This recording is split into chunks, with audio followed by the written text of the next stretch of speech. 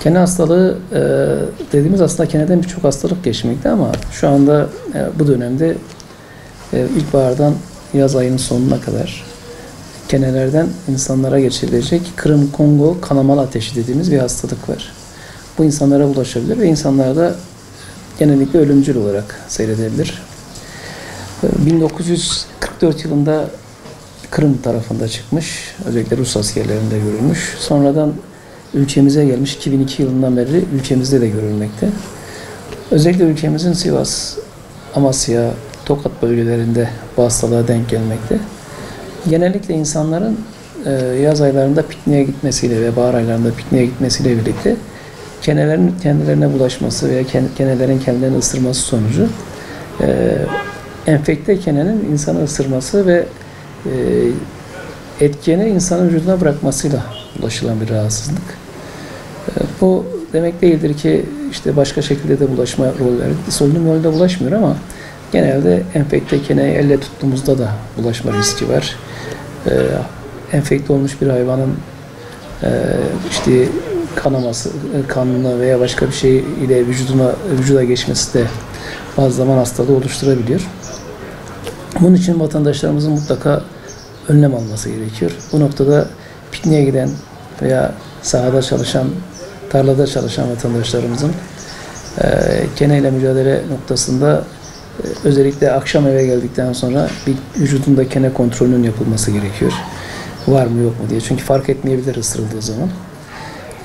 Daha çok uzun pantolonlar, beyaza yakın pantolonlar giyip onlarla ilgili gerekli kontrollerin yapılması lazım. Tabii ki aslında kene mücadelesi de yapılması gerekiyor bu noktada. Genelde bölgede kene ile ilgili, keneden çıkacağı dönemde bunlarla ilgili gerekli önlemlerin alınması ve ilaçlanmanın yapılması lazım ara ara. Bunlar yapıldıktan sonra yine de kene varsa mutlaka da bulaşma bir vücutta varsa mutlaka yapışmışsa, kene ısırığı varsa vatandaşın kendi eliyle bunu çıkartmaması gerekiyor. Bu çok önemli. Çünkü çıkarttığı zaman o kene patlayabilir. Çünkü kan emiyor. O patladığı zaman hem hastalık direkt vücuduna geçip hem de diğer şahsa da geçebilir. Bunu mutlaka ilgili sağlık kuruluşuna gidip sağlık ocaklarında veya doktorların bulunduğu acillerde bunun kendi usul ve yöntemlerine göre çıkartılması gerekiyor. Burada vatandaşlarımızın bu konuya dikkat etmesi lazım. Tabii ki ısırık vakalarının olduğu yerlerde, ısırma vakalarının olduğu yerde bulunduğu yeri sabunlu suyla hızlıca bir yıkayıp temizlemek gerekiyor. Bunlar önemli.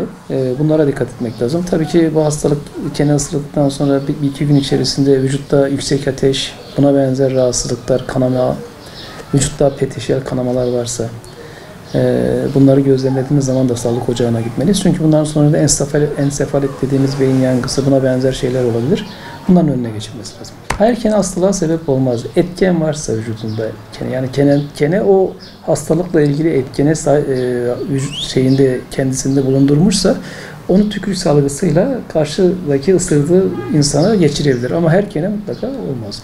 Ülkemizde de zaten daha çok şu anda Sivas, Tokat, Amasya bölgesinde bulunmakta, elimizde bulunmamakta. Ama bu demek değildir ki elimizde bulunmayacak. Çünkü nakil yollarıyla da hayvanlar bu tarafa gelmekte. Bazı zaman onların üzerindeki keneler aracılığıyla da buraya geçmiş olabilir. Ama şu ana kadar rastlanmamış. Yerine göre ölümcül tabii ki. Yani dikkat etmek gerekiyor. Bu ileri safhasında öldürebilir. Dikkat etmek. Zaten bir üç gün üzerinde etkisini göstermeye başlıyor. Ve kene çıkartmak zorundasın. Yani yapıştığı zaman görürsen şişer. Bir süre sonra kene kanını emdikten sonra büyümeye başlar. Zaten onu fark edersin ama ondan sonra hastalık belirtileri ortaya çıkarsa mutlaka zaten o keneyi çıkartmak için de bir sağlık ocağına gitmek gerekiyor veya sağlık kuruluşuna gitmek gerekiyor.